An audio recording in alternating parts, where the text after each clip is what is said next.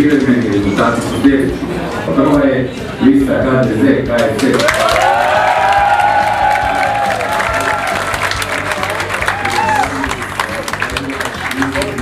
Lista 206 glasova ili 41,29%.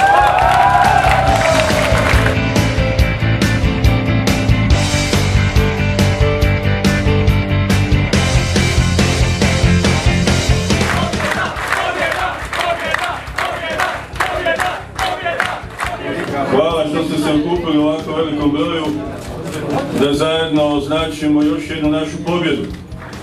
Ovo povjerenje naših građana nama je poruka našim političkim oponentima. Dosta je bilo.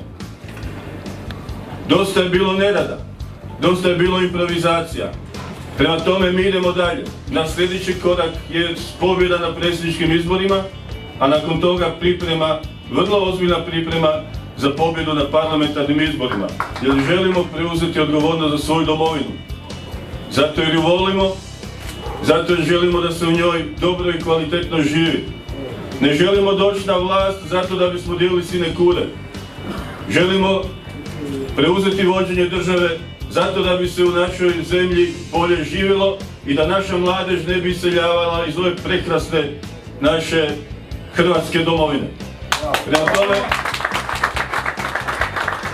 hvala svima vama koji ste ove 2 godine sa mnom prošli preko 150.000 km diljem Hrvatske. Obilazili smo ljude, razgovarali s ljudima. Nismo htjeli biti televizijske zvijezde, nismo htjeli raditi na svojim rejtinzima. Htjeli smo raditi za ljude.